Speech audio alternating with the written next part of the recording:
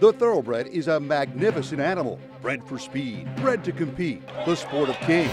Wow, West Coast has it by 6. It's the all-new Let's Go Racing from Parks Casino and Racetrack. It's action-packed and fun for the entire family. 3 of them are right together with 1 furlong to go. Let's Go Racing is brought to you by the Pennsylvania Thoroughbred Horsemen's Association. It's fun to see them run. A very pleasant good morning, racing fans, and welcome here to Parks Racing for Let's Go Racing. This past weekend, it was Showcase Day up in New York. It was also Maryland Million Day down at Laurel, and the Parks contingent invaded both racetracks. We'll see how the locals made out. We'll also have a talk with John Curran, the newly retired track announcer, 37 years at Delaware Park. We'll spend a few minutes with John, and if you like, you think it's fun to be an owner of a racehorse that's maybe going to win a race, watch Joe Betziger, as we have Joe a little bit later here on the show. Hi, everybody. Keith Jones down on the beautiful first floor here at Parks Racing. My Eclipse winner, Dick Girardi, right here with me.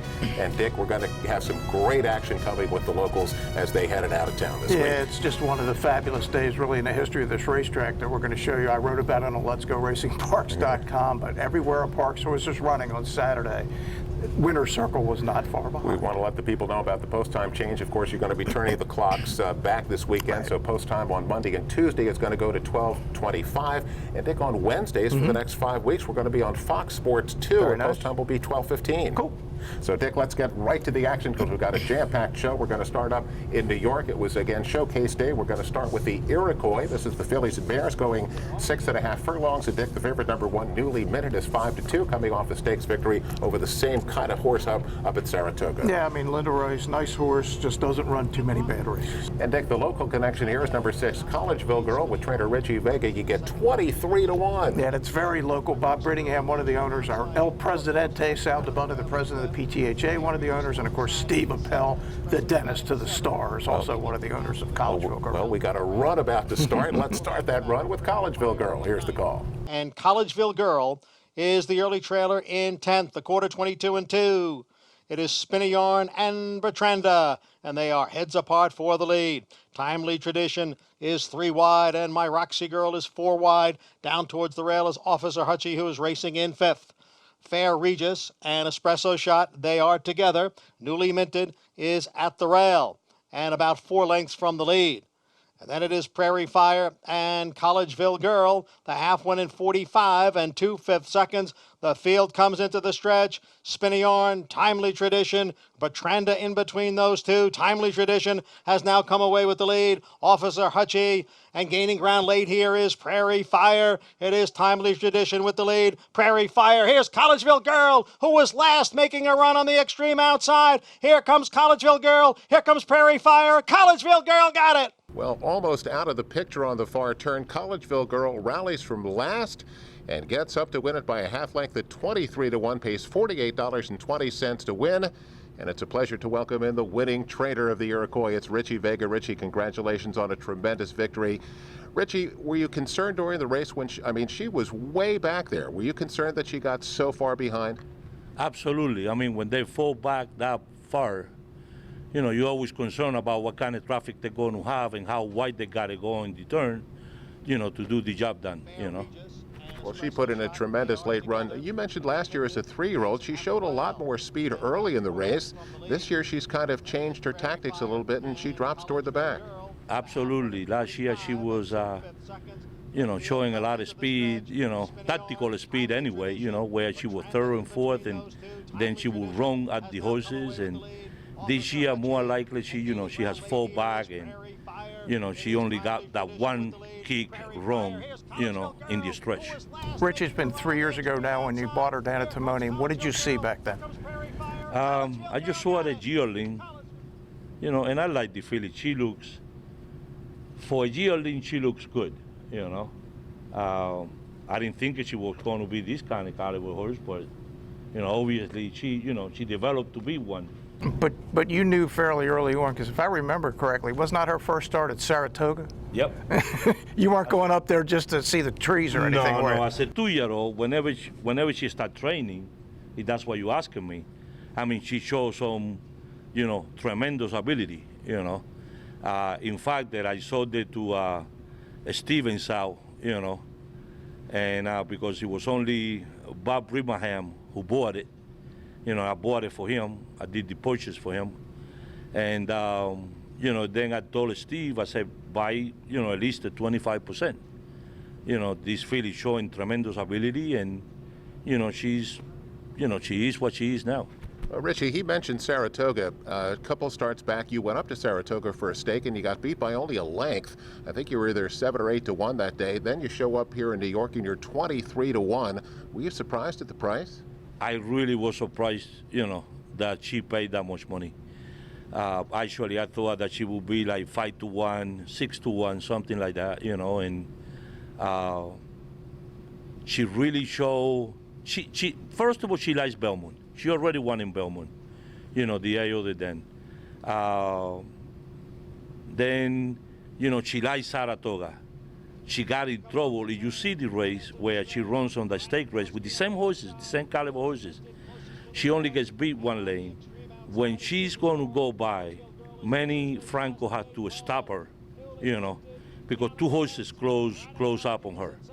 And, you know, she couldn't get through. And that's how she got beat that day over there in Saratoga.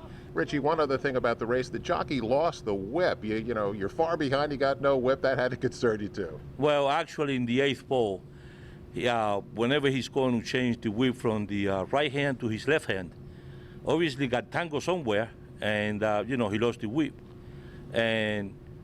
But he wins the race because, I mean, he's one of the best. Joel Rosario is one of the best jockeys in New York, and I love him. I mean, he's a gentleman, he's a great guy, and a very, very, very good sport guy. Whenever it was whole hand. I mean, he was just riding the horse down to the wire, you know.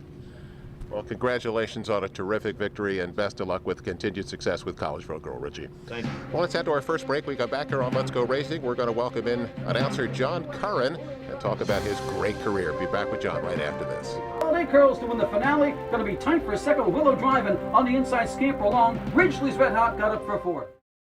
Looking to join the thrill and excitement of thoroughbred racehorse ownership? Pewter Stable can get you started.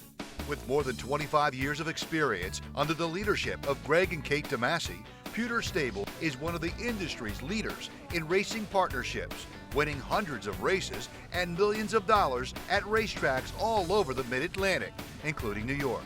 No markup, no management fees makes our partnerships unique and affordable.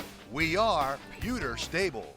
If you want action and you want it now, you got to get the new Parks Racing mobile app. Wager and watch thoroughbred and harness racing from around the world. With the Parks Racing mobile app, it's easy to open and fund your account. Then place your wagers and cheer on your horse as they thunder down the stretch. With the Parks Racing mobile app, you'll easily make withdrawal requests, view the previous day's replays and results. Plus, open any new account now and you'll be automatically enrolled in a Parks Rewards program. The more you wager, the more you earn. Get the new Parks Racing mobile app and get in on the action. Turning for Home is a nonprofit that has provided nearly 2,800 former racehorses with a safe retirement. The program was created through the foresight of the Pennsylvania Thoroughbred Horsemen's Association. We all love animals, and to give back to something that helps us so much, it's a great thing. Responding to the need for a better system that addressed the uncertain future for the retiring equine population at Parks Racing, the PTHA rallied horsemen to support the program. These horses can do anything from hunter jumpers to western to therapeutic riding. Turning for Home became the first on-track retirement program at a year-round racetrack. We want to make sure that our horses that have run so well for us over the years get the great opportunity to get a new vocation. Out of everything that we've done in Pennsylvania for racing, I think that's the thing we can be most proud of. If you would like to help these amazing animals find a great second career and forever home, please give us a call or contact us at turningforhome.org.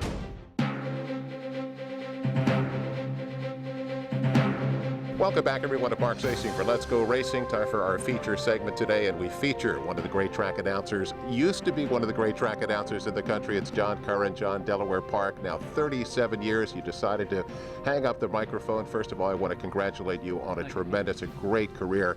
John, I want to take you back. Your first race call. Tell us about how you prepared. Did you practice for it? How did the circumstances come back 37 years ago that you had a chance to be in the booth? Well, I sort of broke into broadcasting at a kind of a late age, around 27 years old. I decided I'm going to give it a try, and I got a radio gig, and I got another radio gig near Atlantic City Racetrack in Hamilton, and you know what? I'm going to spend the summer practicing on my race calls because I did when I was a kid, off the TV. You know, the old races from Wynn Elliott in New York, and you're calling them off the TV, and I kind of had fun doing that. And I grew up in a racetrack environment. My next door neighbor was Phil Aristone, who was a trainer here at Philadelphia Park. I lived 3 miles away from Garden State Park, used to go to the track all the time, so it was just kind of in my blood. You know, I really loved horse racing. So I said, I'm going to give it a try. And after about a summer of practicing in Atlantic City, Bob Weems was the announcer down there. He went back and forth. I finally got a chance to call a race there because they were looking for an assistant announcer to do the first 2 races each night there. And I got the job, and I was going to call the last race one day. They wanted to see how I called the race I got. And the last race at Atlantic City, it was dark. And the horses were coming on the track about 3 minutes to post, and they're galloping out there. And I think I knew 5 or 6 horses that went to the gate, and I was scared, really scared. And I turned to the guy who was leaving town to go out for, I think it was one of the West Coast guys, one of the West Coast announcers. I can't remember his name right now. Anyhow, I looked at him, and he already packed up his binoculars and all, so I got to call this race. So there's a load at the gate. I say, I know about 7 horses out of the 11 in the field. Fortunately, I knew the first 5 down the backstretch, and I got through the race there, but it was really panic time. And once I got through it, I said, you know, I can do this. I know I can do it. And it took a while. It took a couple years at Atlantic City Racetrack, and then I got the job at Delaware Park. So it went from there.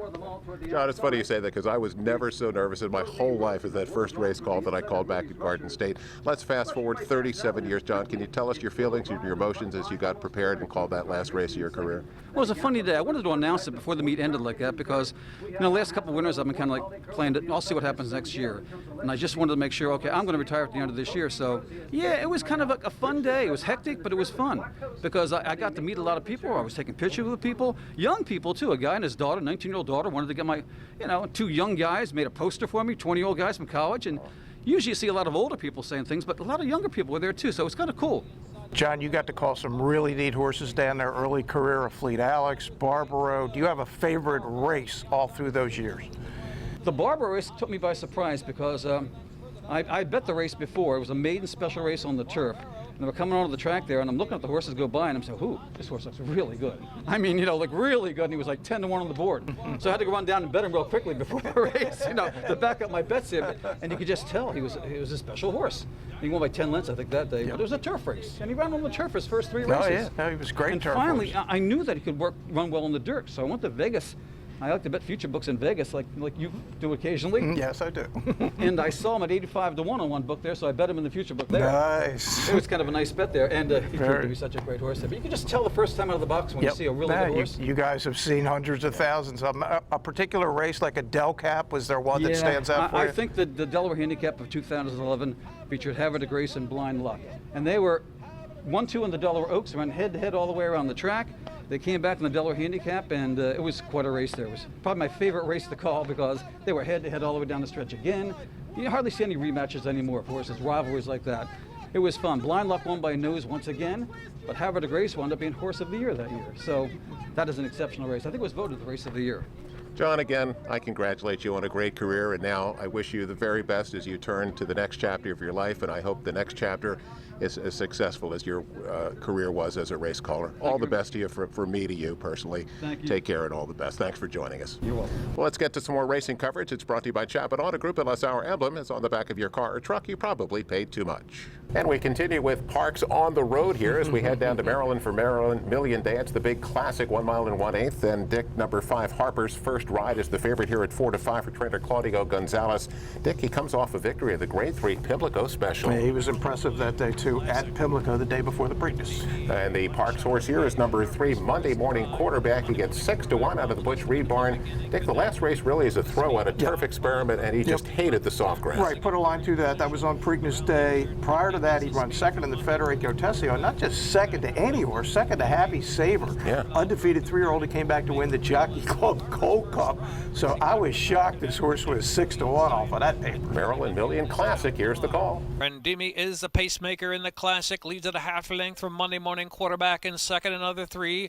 Cordmaker, Top Line Growth. They're head and head for third early on as they pass that 6 furlong mark. Harper's First Ride races some 7 lengths of the pace and Tattoo to the inside and Tap the Mark trailing the field. 5 furlongs from the line now. Pace has been honest up front. Brandimi, Monday Morning Quarterback, as Tattooed gets a rail run and gets through on the inside of Cordmaker. Top Line Growth is racing in 5th, and Tattooed's going to make a go for the lead right now along with Monday Morning Quarterback. So Monday Morning Quarterback and Tattooed up on the inside moves to second as they round that far turn. Then it's Brandimi back in third off the inside, and Top Line Growth and Cordmaker. Harper's First Ride has to come wide. Wide, Harper's First Ride, widest of them all, 5 or 6 deep, begins to roll and Tap the Mark just in behind that group. Top of the stretch was Monday Morning Quarterback showing the way from Tattooed, and Harper's First Ride on the outside trying to rev up with that stretch run. 3/16 of a mile left to go. Monday Morning Quarterback. Well, Dick, how good was Monday Morning Quarterback? He bobbles at the break. He makes an early run for the lead down the backstretch and then just draws off and wins by 3 1/4. Pays $15.60 to win. Dick, this was one impressive victory. Yeah, no question. I just happened to run into Chuck Zachney. Chuck and Glenn are the owners. Butch Reed, the trainer here, Glenn Bennett.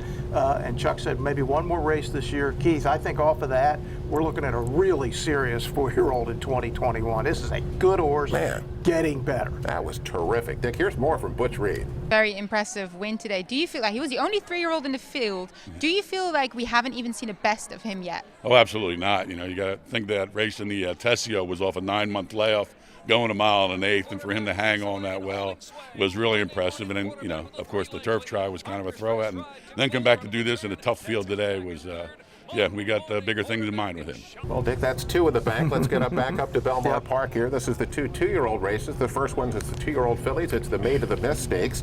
Number 5, Frost Me, is the 6-5 choice here for trader John Kibble. And Dick won over a sloppy track and comes back just 12 days later. Yeah, back 12 days later, and he's running against a horse with Parks connections. Good luck. There you go. The Parks connections, number 6, Laubon on a Prayer. Danny Velasquez, you get 8-1, has hit the board twice, but comes into the race as a maiden. It does. Danny's spent the summer at Delaware Park. He'll bring his string back here to Parks. He's a Parks guy. Of course, his dad's in our Hall of Fame. Laubon on a Prayer is 8-1. Here's the call. Laubon on a Prayer is now making a move from 4th. Mashney Girl is in 5th, and farther back it is Infringement. Chasing Kara on the inside, Frost Me on the outside. Now those two are together through a half and 46 and 1/5 seconds. Laubon on a Prayer on the outside as the field heads for home. Frost Me is asked for. Laubon on a Prayer now moving up on the outside. Chasing Kara is back running in 3rd, and they're at the furlong marker. Here is Laubon on a Prayer to take the lead now from Frost Me. Laubon on a Prayer in front and clear. Well, Dick, Laubon on a Prayer. Danny Velasquez, how about pulling away to win by 5 1/2, pays $19.20 to win. What a way to break your maiden. Indeed. Cost $15,000 at the sales. Obviously won all that back and more, and it was cool, especially to see the Parks connection. Right. Our man Kendrick Carmouche riding for DB. Well, you think Danny Velasquez was excited? Watch him as he watches the race.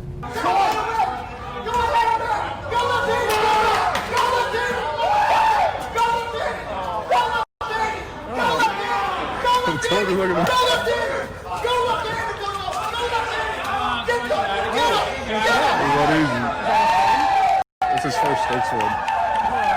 That's his horse. That is Bruder's down there. Okay, Dick, I'm counting. That's 3. Let's stay up at Belmont Park. This is the Sleepy Hollow. The 2-year-old male's at a mile, and the favorite here is number 4, Breadman, who's 2-1 for trader John Terranova. Second career start, broke his maiden from off the pace on the grass. These bettors just did not know what they were up against, Keith, on Saturday. Second choice, number 6, Brooklyn Strong at 7-2 for who else but Danny Velasquez. Could he do it again? Yeah, and it's all New York bred day at Belmont Park, and what more appropriate name for a New York bred than Brooklyn Strong? Let's take a look at the Sleepy Hollow, see if we can't get 4. Here's the call. Brooklyn Strong on the outside is now gaining ground from 3rd. Hole the Salsa down at the rail. Masked Marauder on the outside. Let's Work Out has dropped back.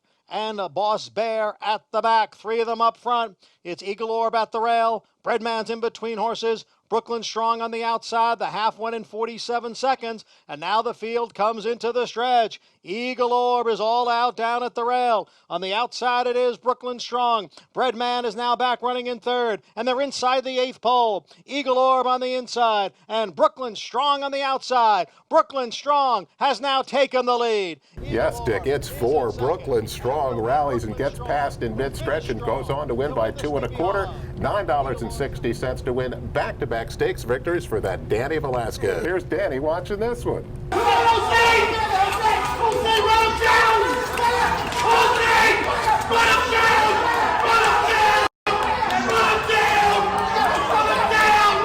Win this one. Well, Dick, just a tremendous day so far, but we're not done yet. No, we're not. We come back here on Let's Go Racing. We have more action. Stay with us. We'll be back after this. Go! You got a little more! You got a little more bidding! You got a little more bidding!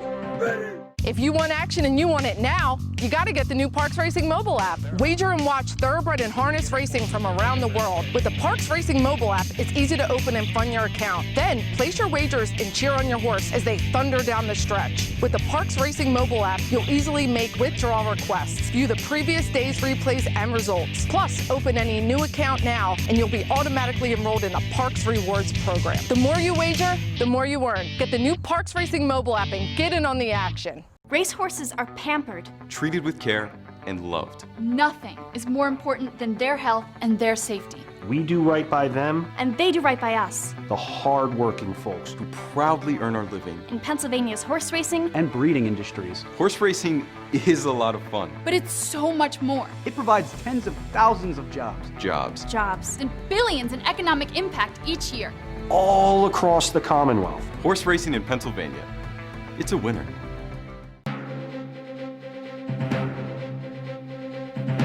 Welcome back, everyone, to Parks Racing for Let's Go Racing. Time for the Jockey and Trainer of the Week, brought to you by the Turning for Home program. Log on to their website at turningforhome.org and get involved today. Dick, our Jockey of the Week, when you have a 4-win day, you got it pretty well wrapped up. Michael Sanchez, Dick, and Frankie Pennington has had both hands on that trophy for a long time, but I think he's going to have to give it up here in 2020. Michael's going to win it for sure. Well, Dick, how about trainers of the week? Danny Velasquez, Richie Vega, Butch Reed, and we're going to add Carlos Guerrero. Absolutely. And we're going to find out why here in just a second as we continue with more coverage. And it's brought to you by Pewter Stable. Log on to their website at pewterstable.com and become an owner today. Back up to Belmont Park, it's Empire Distaff. The fillies and mares at 1 mile and 1/16. The favorite here, number 2, Radajowski, is 9-5. And Dick, this horse did not debut until she was a 5-year-old. Yeah, Graham Motion trains 5 for 9 lifetime, and anytime Graham shows up anywhere, anytime, you have to take the horse 5 for 9. Second choice, number 6, Lucky Move, is 4-1. This is the colors of 10 Strike Racing and trainer Carlos Guerrero. Yeah, it just took these people all day, and they just never figured out who was going to win these races. Can we make it 5? Of course we can. Here's the Empire Distaff. Radajowski by a length and a quarter. Making Sense remains in second. Forever Changed down at the rail. Mrs. Orb is alongside. Now Lucky Move makes a move on the extreme outside. Lucky Move is gaining ground and moving up and passing several horses. Radajowski Making Sense. Here's Lucky Move on the extreme outside. Mrs. Orb's in between horses. And farther back is Singular Sensation. 3/4 went in 1:11.1. And it is Lucky Move on the outside. Making Sense continues to battle on. Radajowski is now back running in third. And then Mrs. Orb and Singular Sensation. Lucky Move with the lead. Mrs. Orb driving up on the outside. It is Lucky Move in front. Well, Dick, Lucky Move, how about Big Move? This is a huge move around the far turn. And Lucky Move ends up going on to win it by almost 2 at the end, pays $10.40 to win. Dick, our congratulations to those guys, but what a day for the locals. Yeah, it was just incredible, Keith. The horses all combined cost less than $100,000 a little bit, and they won over $400,000 on the day at all these stakes races. And the finale there that we're showing, trained by Carlos Guerrero, owned by Marshall Graham and Clay Standers of 10 Strike Racing. They claimed this horse for $30,000 in April of 2019. Remember, she won the Obeah at 40-1. Now she's 4-1, and what a Saturday afternoon for Parks. Not a single one of those horses was favored. If you were putting some money on the Parks horses, you did a parlay there. You had a really good day. You had a pretty good pocket full at the end of the day. And we continue with our local theme by heading out to the West Coast, Dick. At Santa Anita, it's the Grade 3 Ken Matty Stakes. Local owner Joe Bessiger was involved in this one with a horse named Biddy Duke. Tell us about Biddy Duke. Yeah, claimed for $40,000, has been running really really well. Now is in a stakes race at California, a grade 3, 5.5 on the grass. Can't bet against those Parks connections. Cannot do it, not anywhere. Here's the grade 3 Ken Matty.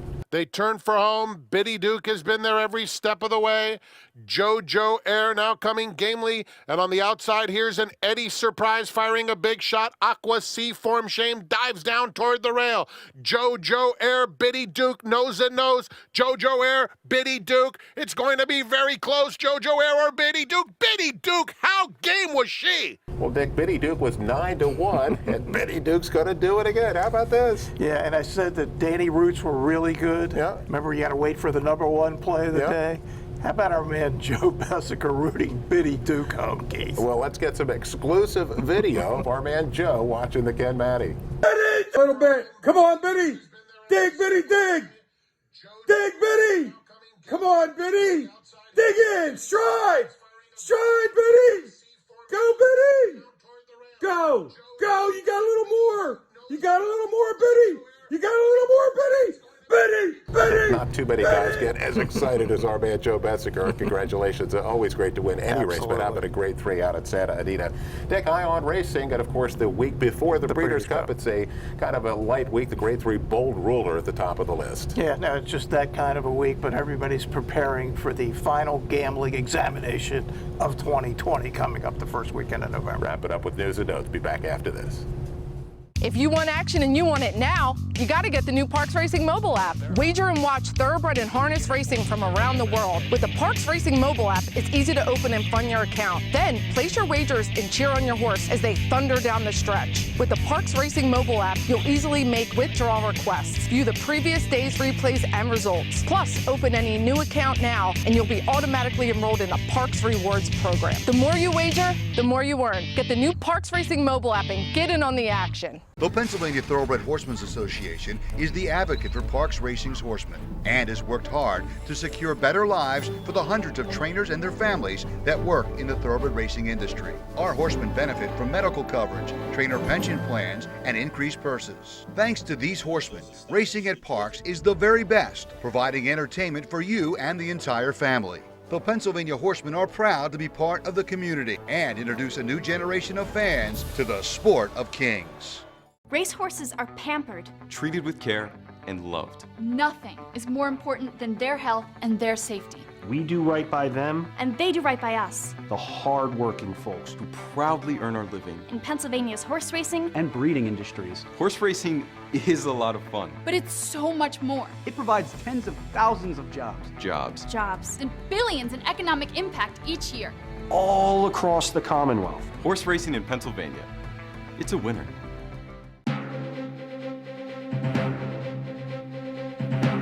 Welcome back, everyone, to Parks Racing for Let's Go Racing News and Notes. Our final segment brought to you by the Granny Fund. Get involved with the Granny Fund. Continued education on the back stretch. Do it at the Granny Fund. Bruce Casella, our man John Curran, still hanging out.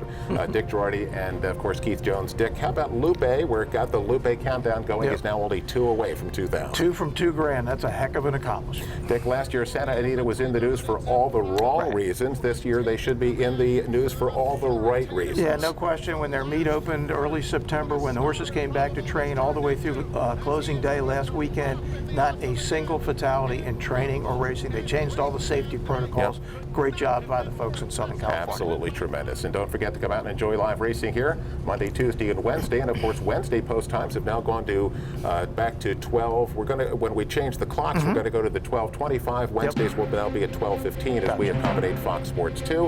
And we'll see you next week on Let's Go Racing.